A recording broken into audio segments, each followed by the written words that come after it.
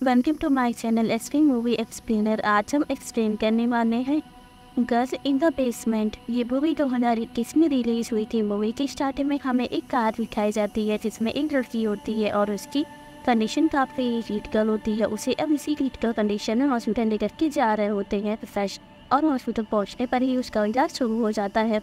इसके बाद अब हमारी स्टोरी 20 साल पीछे शिफ्ट होती है।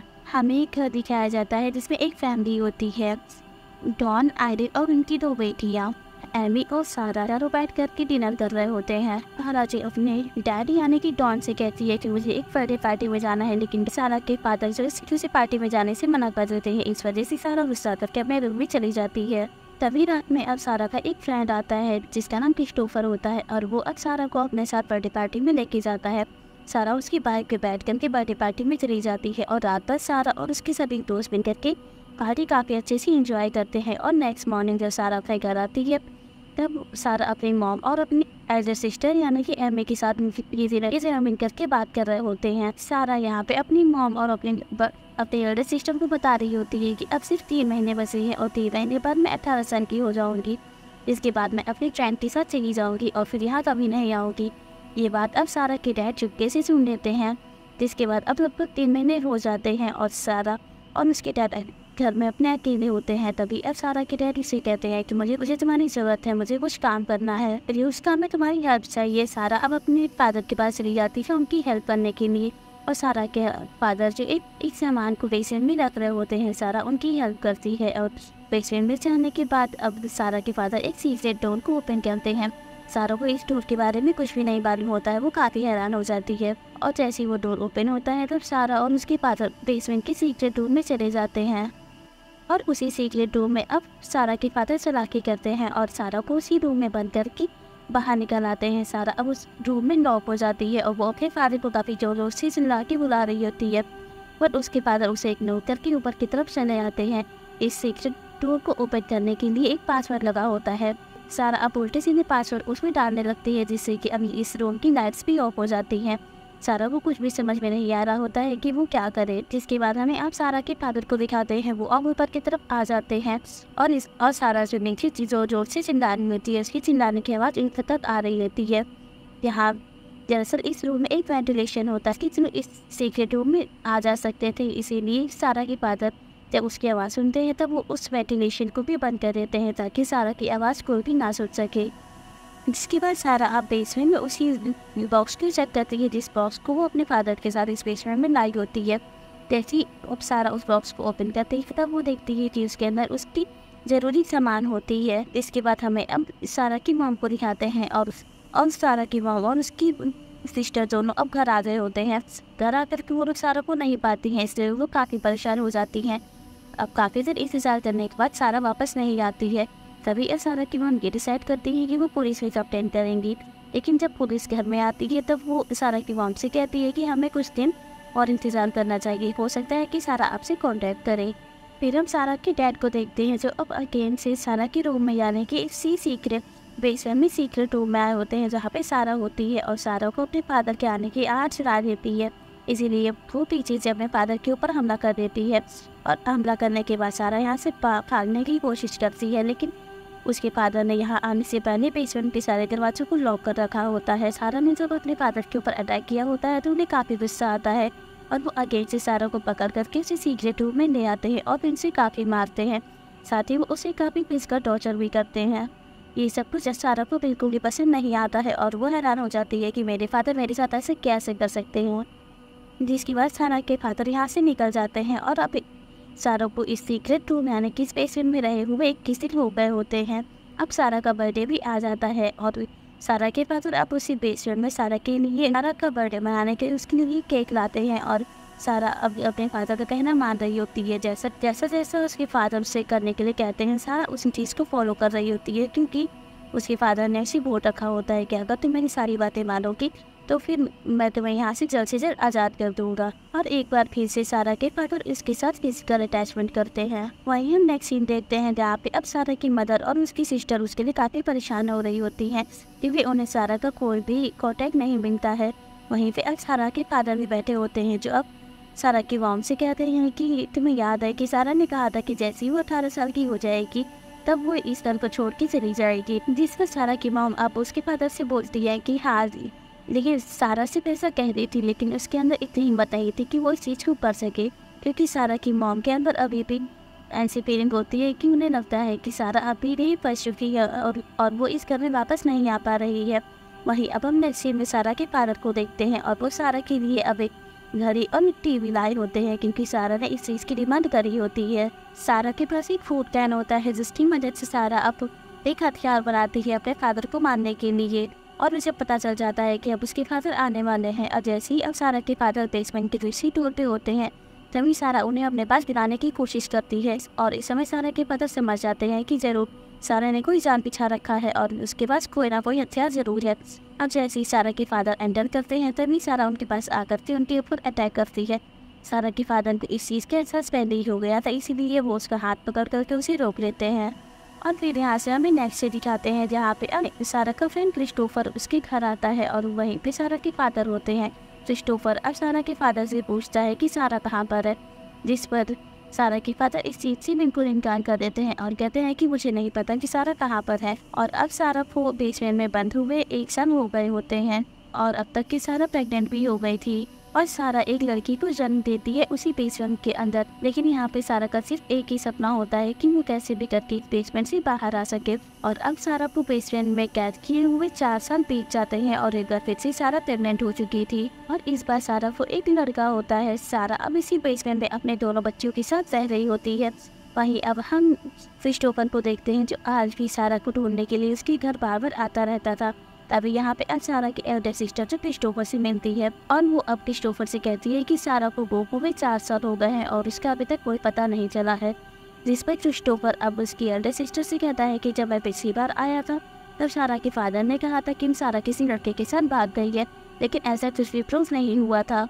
और ये बात सुनकर के सारा की एल्डर सिस्टर को अपने फादर के ऊपर शक होने लगता है और उसे ऐसा लगता है कि हो ना हो मेरे फादर ने ही सारा को कहीं छुपा रखा है।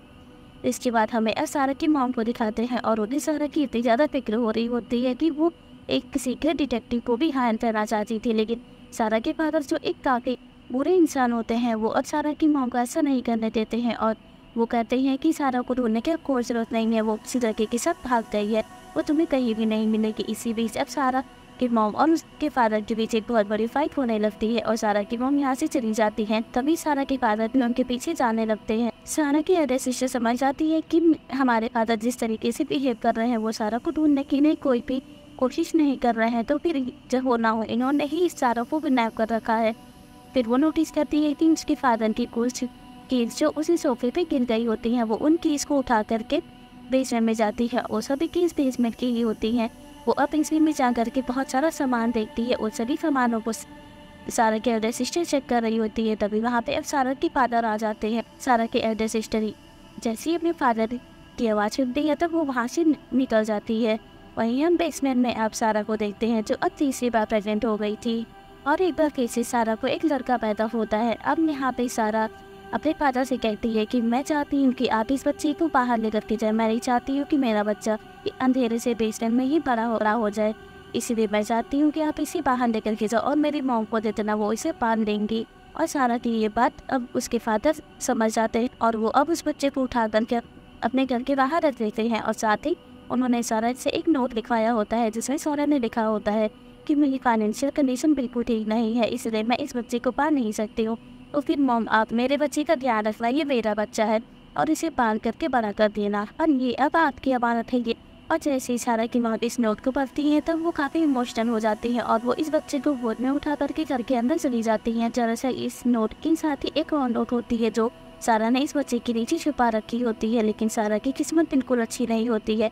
इस नोट को सारा की मॉम नहीं जबकि उसके डैड ही पढ़ लेते हैं और सारा ने इसमें लिख रखा होता है कि डैड ने मुझे बेसमेंट में किडनैप करके रखा हुआ है। ये नोट पढ़ करके सारा के फादर को काफ़ी गुस्सा आता है और वो बेसमेंट में जा करके एक बार फिर से सारा को काफ़ी फिजिकल टॉर्चर करता है और उसे काफ़ी ज़्यादा मारता है। वहीं हम सारा की बेटी को देखते हैं जो अब बड़ी हो गई होती है और वो अपने टीनेजर में होती है। यहाँ पे सारा के फादर से एक हैवान होते हैं, अब उनकी गंदी नज़र उसकी बेटी के ऊपर होती है और इस चीज़ की परख सारा को भी लग गई होती है। वो समझ जाती है कि अब मेरे फादर की नज़र मेरी बेटी के ऊपर है। और अब सारा का सिर्फ एक ही सपना था कि वो जल्द से जल्द इस बेसमेंट से बाहर आ सके अपने दोनों बच्चों के साथ। तभी अब रात होती है और सारा अपने दोनों बच्चे के साथ एक जगह बैठी होती है।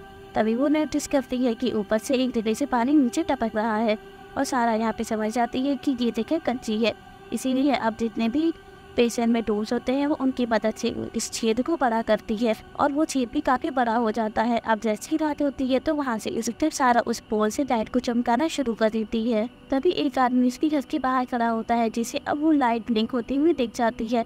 तभी वो आदमी अब सारा के डोर को नॉक करता है और एक बार फिर से सारा की किस्मत उसका साथ नहीं देती है। अब डोर को ओपन करने उसका फादर ही आ जाता है और वो आदमी अब सारा के फादर से ही कहता है कि तुम्हारे बेसमेंट से कुछ लाइट ब्लिंक हो रही है। ये सुनकर के सारा का फादर डोर क्लोज करके अब आगे से बेसमेंट में जाता है और सारा को बहुत मारता है क्योंकि उसे इस बात से काफ़ी गुस्सा आता है। और इस बार फिर से सारा प्रेग्नेंट होती है, लेकिन मार खाने की वजह से इसका मिसकैरेज हो जाता है। और वहीं सारा के दोनों बच्चे होते हैं, वो लोग ये चीज़ देख करके काफ़ी परेशान हो जाते हैं और उन्हें नहीं समझ में आता है कि उन्हें किस चीज़ की सज़ा मिल रही है। और जब उसके बच्चे सारा इन सब चीज़ का कारण पूछते हैं तो सारा इन अपने दोनों बच्चों को सच बता देती है और वो कहती है कि जो आदमी है ये और भी नहीं जबकि ये मेरा फादर है और तुम लोग इसी के बच्चे हो। उन्होंने मुझे काफ़ी साल पहले इस पेशेंट में किडनैप कर रखा है। ये बात सुनकर के सारा के दोनों बच्चे काफ़ी डर जाते हैं। तभी यहाँ पे अब सारा का फादर आता है और उसे जब ये पता लगता है कि उसने ये सारी बातें अपने बच्चों को बताती है तब उसे काफ़ी गुस्सा आता है और वो एक बार बेसी सारा को काफ़ी मारता है। और इतनी बात खाने के बाद से सारा की हालत काफ़ी ख़राब हो गई होती है और वो बेहोश सी पड़ी होती है। उसे अब अपने बचपन का फ्रेंड क्रिस्टोफर की याद आती है जिससे वो प्यार किया करती थी और आखिरी बार क्रिस्टोफर से वो उस बर्थडे पार्टी में ही मिली थी। लेकिन यहाँ पे अब सारा की सबसे बड़ी टेंशन ये हो गई थी कि वो अपनी बेटी को यहाँ से बाहर निकालना चाहती थी क्योंकि उसे अस्थमा था और उसका इस बेसमेंट में दम घुटने लगता है। वहीं हम दूसरी तरफ सारा की फादर को देखते हैं जिनकी अब जॉब चली गई होती है और उनका जितना भी फंड्स होता है वो सभी खत्म हो जाता है।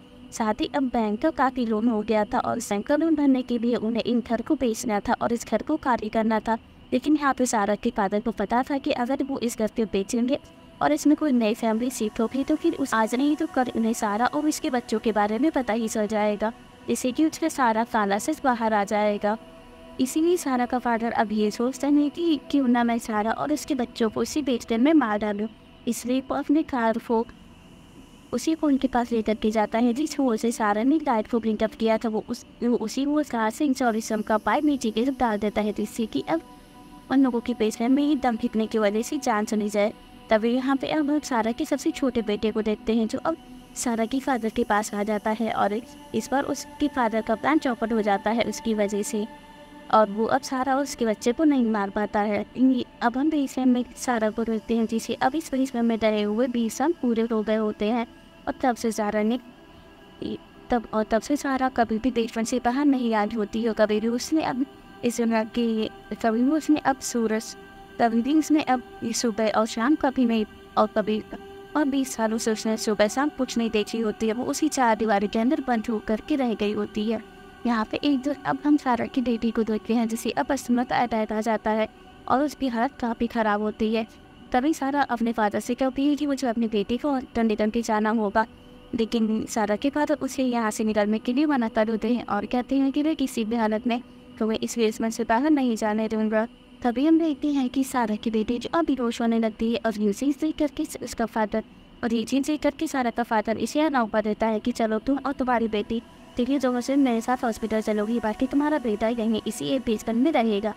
जिसके बाद अब सारा का फादर उसे और उसकी बेटी को इस बेसमेंट से बाहर निकालता है और काफ़ी सालों बाद सारा अब अपने घर को देखती है। जिसके बाद सारा और उसकी बेटी और साथ ही सारा का फादर ये तीनों लोग अब हॉस्पिटल पहुंचते हैं।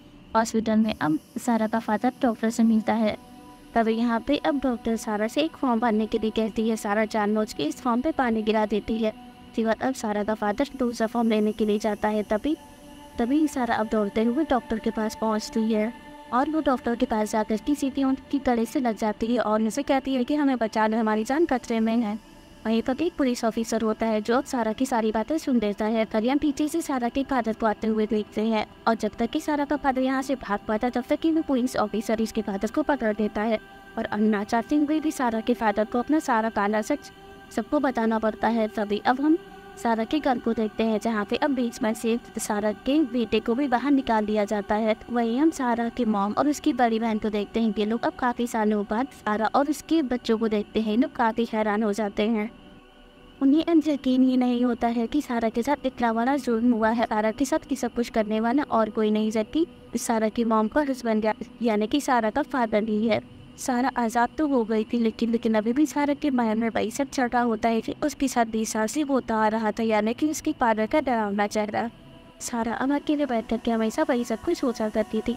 वहीं पे अब हमें क्रिस्टोफर को दिखाते हैं और क्रिस्टोफर अभी भी अनमैरिड होता है और सारा अब काफ़ी सारा टाइम क्रिस्टोफर के साथ ही स्पेंड करती थी। इसे क्रिस्टोफर के साथ रहना काफ़ी पसंद होता है और इसी के साथ इस मूवी की एंडिंग हो जाती है।